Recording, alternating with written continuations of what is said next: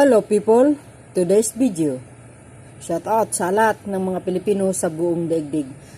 So ngayon mga kababayan, mayroon tayong upload videos update sa inyong lahat. Ayan, tungkol po dito, no? Kung naririnig nyo po sa mga news, sa mga balita, ay tinanggal po yung chairman po ng LTFRB dahil po sa mga anomalya na nangyayari dyan sa loob. Ika nga, korupsyon pa more, no?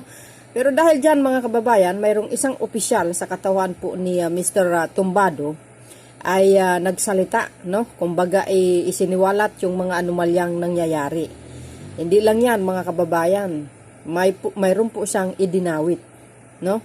Na 2 congressman.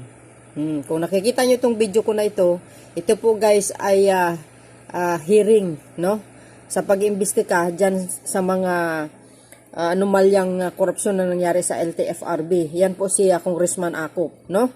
Hindi lang po dyan mga kababayan na sinasabi ko, 2 congressman ang dinawit niya. Ang masaklap mga kababayan, dinawit niya si Congressman Sandro. Nakasangkot daw sa mga koleksyon ba yan? Na? Yung mga anomalyang nangyayari dyan. Pati si Congressman Akop. Kaya galit na galit siya, no? So nakakapagtataka kasi grabe talaga, no? Kabatang Marcos congressman na ito dinawit pa talaga. Ano bang malay niya dyan, mga kababayan? I don't think na gagawin ni Congressman Sandro yan. Siyempre, inaalaga niya ang kanyang pagkatao and of course guys, ang kanyang ama bilang Pangulo ng Pilipinas. Never at never niya magagawa yan.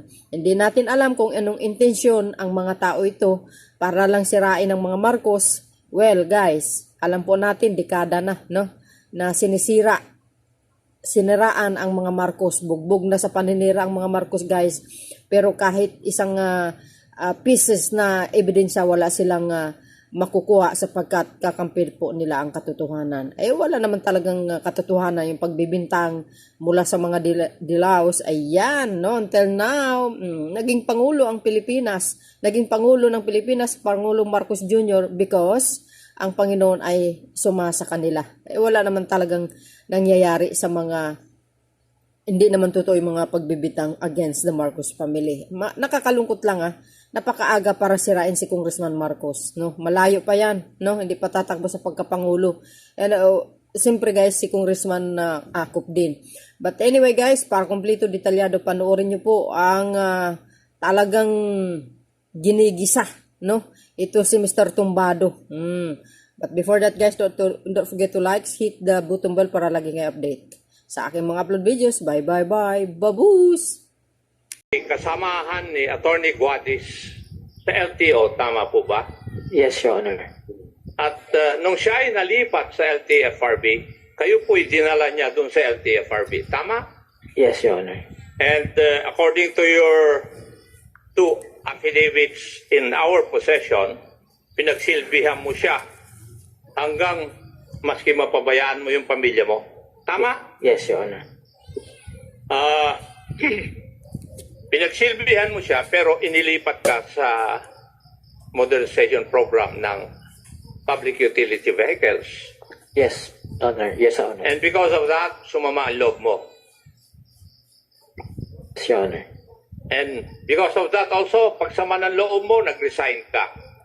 Hindi ka tinanggal, nag-resign ka. Hindi, yes, Your Honor. Hindi na po kasi maganda yung working, yung relationship namin doon, yung mga staff. Lalong-lalo na po yung executive assistant to niya. Ginagawa niya po ako ng intriga, sinasabi sa mga... Sinong gumagawa ng intriga? Si Attorney Guadis? Hindi po, yung EA ito niya. Sige, tuloy mo. Iniintriga po niya ako lagi dahil hindi ko alam kung anong problema niyan. Basta sinasabi sa mga operators doon, wag na po ako lapitan dahil nanghihingi daw ako ng pera, which is not true. Kada sumbong po ni Miss Borja, yung pong si Miss Borja, siya po yung humahawak ng koleksyon ng kolorum. Wala na. Siya po ang direkta po siya po yung kumukuha doon sa koleksyon ng kolorum. No, buong pangalan. Si Maru- Sino mo eh? Marijo Borja. Isang executive assistant din ni Attorney Guantes. Yes, Your Honor. Siya ang kumukuha lahat ng pera Ng collection po. ng koleksyon sa mga kolorum. Yes, Your Honor. Remember, Mr. Tombato, you're under oath, ha? Yes, Your Honor. And I think your lawyer knows that. Yes, Your Honor. Okay. You're under oath. So, ibig sabihin, hindi ikaw ang kumukolekta. Yung isang executive assistant ang kumukolekta. Yes, that's true, Your Honor. Hindi kaya ikaw ay nagselos dahil hindi ikaw ang kumukolekta. Hindi po. Hindi ko po pinapakilaman. Nung nalaman niya, nung brief niya ako, hindi ko na siya pinakilaman sa kung ano man nung ginagawa nila. Kayaan ko po siya, pero ako po ay hindi tinatantanan sa pag-iintriga sa akin. Nagtatrabaho ako, pero kung ano may mga pinagsasasabi sa akin. Yun po ang dahilan kung bakit po nailipat ako sa PVMP. Yeah. Hindi po ako, lumapit po ako kay Chairman Gladys. Pero hindi ka inintindi. Hindi po. Yeah. Tapusin ko na. Hindi ka inintindi. Kaya tuloy, nag-resign ka. Yes, Your Honor. Dahil sipin mo nga naman, LTFRB, dinala ka niya, LTO, dinala ka sa LTFRB. Tama? Yes, Your Honor. Yes. Pero, dahil sa sama ng loob, kinakanta mo na ngayon lahat ng mga nangyayari doon sa inyo. Tama? Yes, Your Honor. At hindi mo ba alam na pati ikaw ay kasama rito dahil ikaw ay walang ginagawa samantalang may labag sa batas na nangyayari sa harapan mo? I'm not aware, Your Honor. Ay ikaw nagsabi mismo na si Madam Borja Wala po ay akong tumatanggap participation. ng koleksyon sa kwan eh. Your Honor, Hindi ba labag sa batas yun? labag po sa batas, pero wala po akong participation na sa particular Hindi ko na... ba sinasabing may participation ka eh? Ang sinasabi ko, alam mo, nangyayari sa harapan mo. Yes, Your Honor. Yeah. Di ba? Yes. And you can ask your lawyer. Hindi ka kaya guilty rin? Tanungin mo siya. Pakitanong. Your Honor, Hindi ikaw ang tinatanong ko, Mr. Lawyer. I withdraw that again, Your Honor. Yeah, paki-advise mo yung kwan. Tanungin mo yung lawyer mo. Your Honor, hindi po ako aware doon kung may pananagutan po din ako. Nasa na-witness ko. Ngayon ko lang po nalaman po. Edi, bahala na yung investigador sa'yo kasi ako, buong buhay ko sa pulis at saka sa PC, ako yung investigador eh. Kaya, pwede kitang hamulin dahil may nangyayari krimen sa harapan mo, nalalaman mo, wala kang ginagawa. Kaya nga sabi ko, tanuin mo yung abogado mo eh. Diba? Now, in October 9, lumabas ka sa media, tama? Kasama si Mr. Balvena at saka yung Manibela Group. Yes, Your Honor. And the allegations or accusations you have stated in media generally were the following. 1.5 million is paid in exchange of approval of franchise, securing routes and special permits. Tama po ba na sinabi niyo yun? 5 million pala. Hindi Yeah. 1.5 million. Yes, Your Honor. And sinabi mo rin doon na corruption would reach DOTR and Malacanang. Tama rin po? Yes, Your Honor. And then sinabi mo rin na 2 congressmen ang involved. Wala po ako natatandaan na sinabi ko may mga involved na congressmen, Your Honor. Ang sinabi mo doon sa interview, sinabi sa iyo ni Attorney Guadis that 2 congressmen were also in on the collection of 5 million from transactions such as the opening of new routes or franchisers. Sa GMA News yan. No, Your Honor. Hindi po na-miss lang po ako. Anong na-miss? Could you please Na-miss- clarify? Na-misinterpret lang po ako. Hindi mo sinabi o na-misinterpret ka? Na-misinterpret po nila. So, ibig sabihin, Wala. ano ang binanggit mo? Ako ang hahabol sa iyo, Iho. Kasi, according to Madam Maki Pulido, tinawagan niya ako nung araw na yun. at sinasabi na merong 2 congressmen na sinabi ng Attorney Guadis sa iyo na kasama sa 5 million transaction. At yung 2 congressmen na yon, huwag na kayong magbulang 2. Baka mamaya pagkuntugin pa ng 2 yung ulo eh. Your Honor, wala po. Ang 2 congressmen na yun allegedly were or are Congressman Sandro Marcos and this representation, Congressman Romeo M. Acop. Iho, I have been in the service, public service for less than 50 years. Ang ko lang ay double at multiple murder. Walang what? Corruption. Your Honor, hindi ko po kayo inuugnay sa korupsyon. Wala po akong sinasabi sa salaysay Sinatanong ko. nga kita eh. Wala po. Wala po, Your Honor. Yun yung sinabi ni Miss Maki Pulido. Wala po. Tinanong niya ako iyo. Ang sinagot ko sa kanya, hindi ko pa nakikita yung clip na yan at wala pang statement si Mr. Affidavit si Mr. Tumbado. Dahil kung hindi, sa korte kami magkikita. Oo, kasi kung kasama po kayo, kasama po din sa recantation po yung pangalan ninyo, tsaka ni Kong Marcos.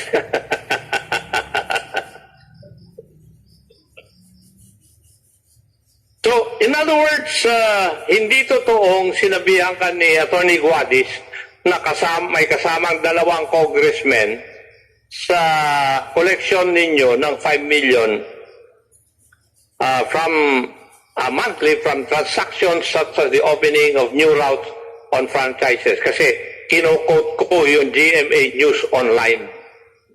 Iho. Dito. Makakala mo, hindi ako naghahanda ng ganitong mga hearing. Pinaghahandaan ko kung paano kita didiktikin eh. Your Honor, wala po talaga. Wala. And for the record, uulitin ko. Hindi ako nagkakaso sa 40-year service ko sa Philippine Constabulary, Philippine National Police ng kasong corruption. During the time of then President Fidel Ramos, pinag-submit din kami ng courtesy resignation. I only submitted a one-line courtesy resignation. At hindi na ako na-interview kasi walang bahid yung record ko sa corruption eh. Iho. Pero kung tatanungin mo kung anong mga kaso ko, multiple murder lang naman. Dahil sa Kuratong Balileng, kinasuhan ako noong 1995, na-quit ako noong 19 years thereafter. Second term na akong congressman by the Supreme Court. Iho. Now, may binabanggit na text messages na sinasabi ninyo, splices. When you say splices, would you, ibig bang sabihin nun, it does not exist, Mr. Tumbado? Binigay sa iyo na kopya ng mga text messages. Naka-flash din dito kanina. Your Honor, gawa-gawa ko lamang po yun. Gawa-gawa mo yung text messages na yon. Papunta kanino? Kay Chairman po. Kay Chairman Guadis. Gawa-gawa mo. Paano mo ngayon mapapaniwala kami at ang publiko na meron kang sinasabi mong totoo na nasabi mo na at meron ka rin sinasabi na sabi na sasabihin mo ngayon hindi totoo? Nalito ko lang ako kanina sa tanong, Your Honor. Ilan taon ka na ba? 47. 47. Ilan ang anak mo? Isa. Isa? Opo. Ilan ang asawa? Isa lang. Isa. Hindi ka nalilito eh. Di ba? Ang galing mo sumagot eh. Tapos ngayon sasabihin mo nalilito ka sa mga statement mo. Huwag mo kaming palusutan iyo rito. Kasi yung 10 days mo, dadagdagan ko uli ng 10 days eh. Ha? Don't ever think na ako'y nagbibiro dito. Alam na mga kasamahan ko, hindi ako nagbibiro talaga pag hearing. Kung binabanggit na sa messaging, sa splice na sinasabi mo ay 7 cooperatives of UV transport in Region 3, 105 units changed from high ace to high roof in the amount of 10 million. Hindi rin totoo ito? Gawa-gawa mo? Oh. Uy, hindi ka nakikinig sa akin. Sagutin mo ako. Totoo ba ito?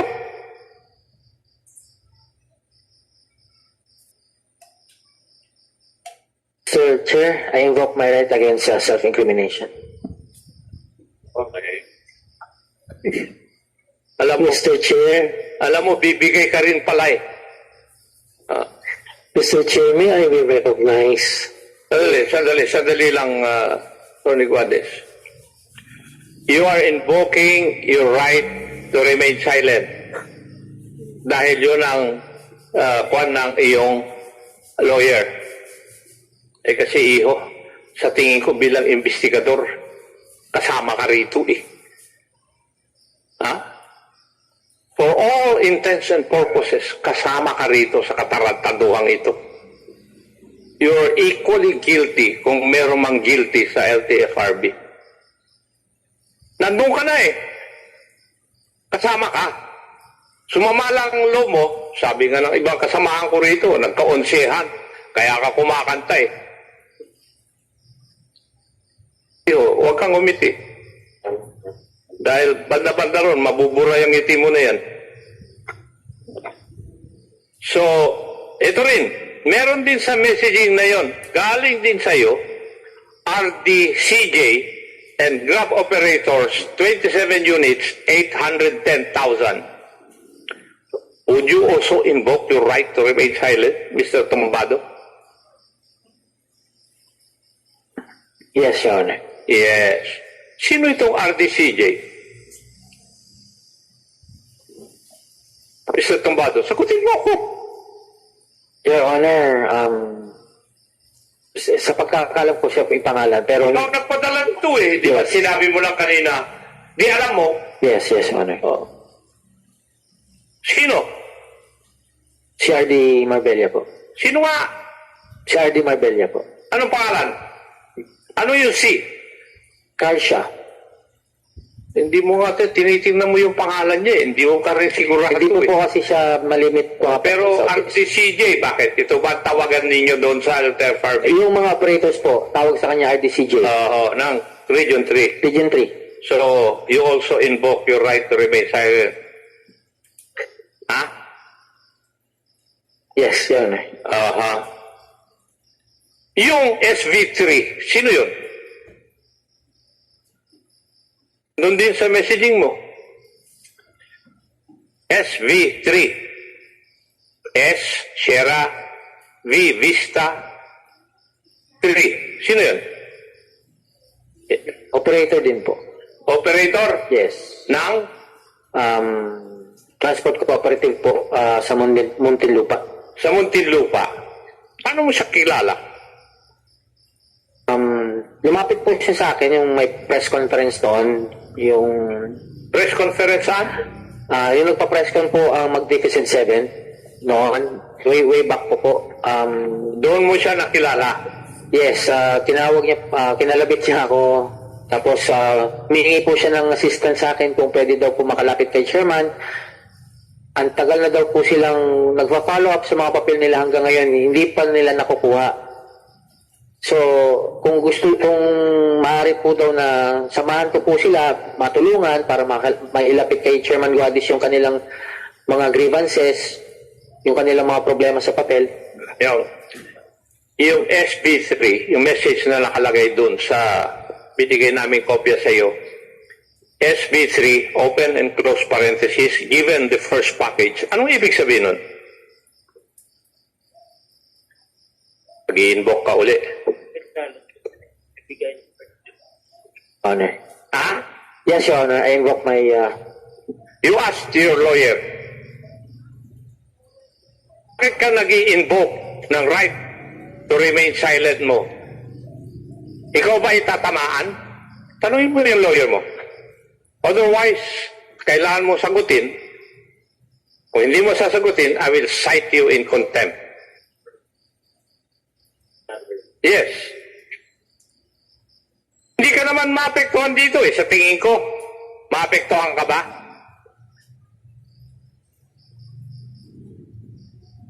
Abogado itong kausap mo investigador pa.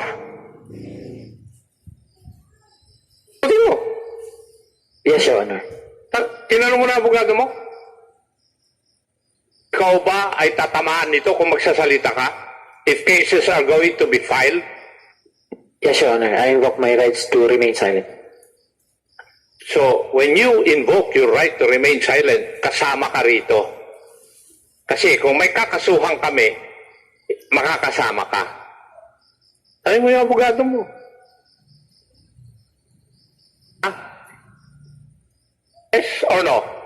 Yes, Your Honor. So, in other words, kasama ka sa lahat ng transaction na ito na nababanggit sa pagbabayad ng 10,810,000 at saka doon sa SB3 given the first package. Kasi in these three incidents, you invoke your right to remain silent. And you can only invoke your right to remain silent kung tatamaan ka. Kung hindi ka naman tatamaan, why should you invoke your right to remain silent? Your Honor, yung 10 million, hindi po nag-materialize po yan. Hindi, kinukonfirm mo lang na may nangyaring ganyan. Ikaw naman, Nilalapit pa lang po nila. Wala pa pong involved. that's your allegation.